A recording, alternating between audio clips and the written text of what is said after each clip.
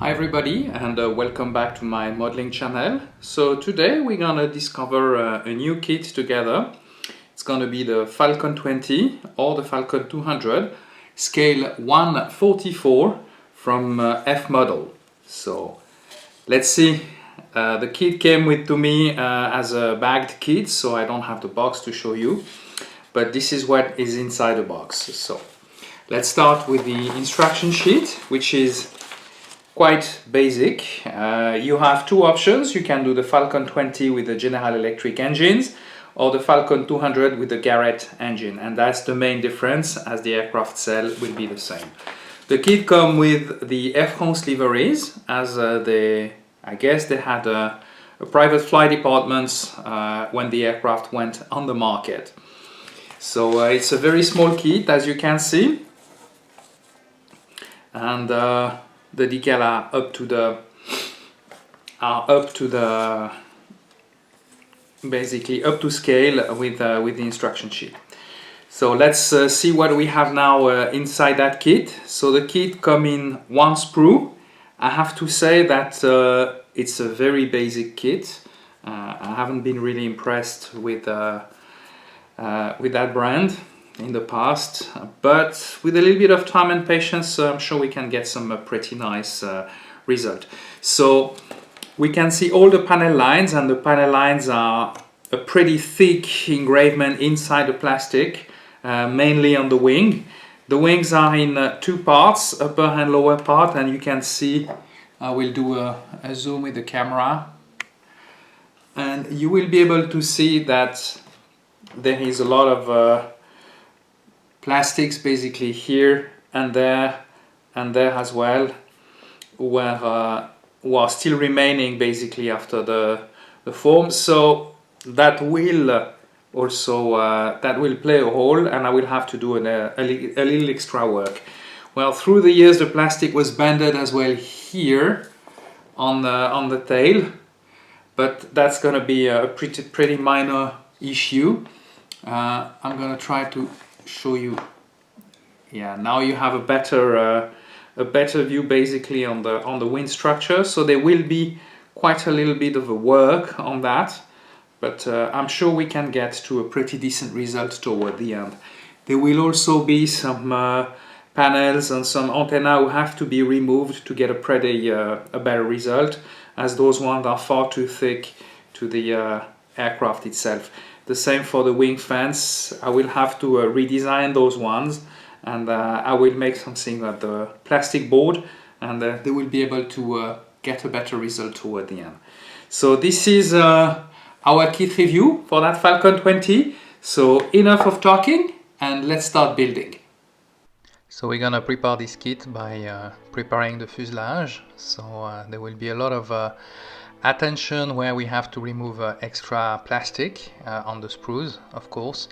Then what I will do is I will have to add some weight, so I will put some modeling paste on the nose of the aircraft to avoid it sitting on its tail. Then I will be able to glue both half of the fuselage, and then we're gonna let it dry. For that I will use some clamp to make everything glue and stick together. While this is drying, I'll take care of the wings of that Falcon 20, and as you can see, there was quite a lot of work to prepare just the parts because it takes quite a while.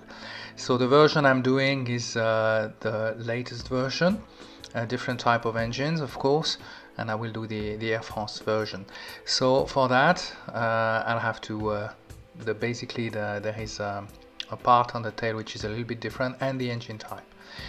Then I had some issue with the wings. The wings they were a little bit too thick, so I had to reduce their thickness to the proper height, and then I was able to get the proper shape. So while they were drying, I had to add some putty, fill all the gaps on that Falcon 20 fuselage and the underbelly as well. And of course we're gonna have to let it dry for a little bit, and during that time we're gonna prepare our engines. So the engine had quite a lot of work as well, because they are, those Mach 2 aircraft were not really they are not very beautifully built compared to a Zvezda kit. and so I had to do a lot of extra work to put the correct shape, filling gaps with putties, and then let it dry. A lot of sanding as well, then add some putty, refill some other gaps, and until you get a proper result. So now what we are going to do, we're gonna sand down the initial putty that I put, that gray color, and then later on there will be also some other we're gonna add some more putty as well, as there will be some more gaps to fill. So what I'm doing now is the wings, and then will come the engines.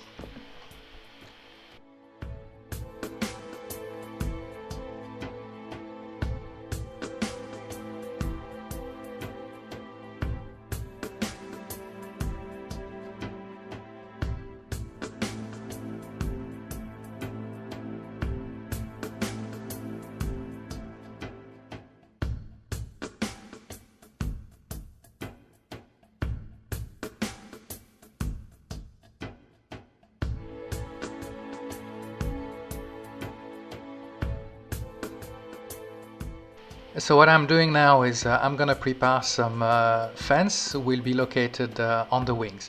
The one provided by the kit were almost between 0.5 and 1 millimeter thick, so they were far too big basically for this type of model. So I use a 0.3 millimeter plastic sheet, and then I draw the part on it, and then cut it with some tiny scissors, and then of course I had to do it.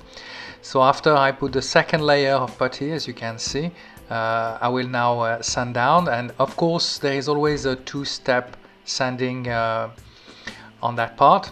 I'm using initially a pretty big, I'm a 600 basically sandpaper, and then I'm using my sponge, my abrasive sponge, which is about 900 up to 1200 like a sandpaper. So it's very thin, and then that allows me to finish, to do that nice little finish. So now I'm putting those fans on the wings. I'm gonna glue them with regular glue, and what we will do after, of course, we will have to fill the gaps, as they are much thinner than the original ones, and then we're gonna add our engine on our Falcon.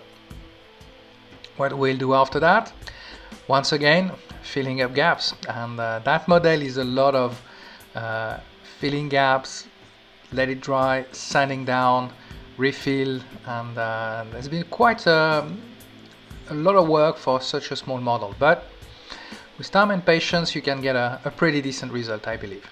So now that the mastic is dried, or the putty is dried out, we're gonna sand it down once again, and it will be that 2 or 3 step process until I have a very fine surface.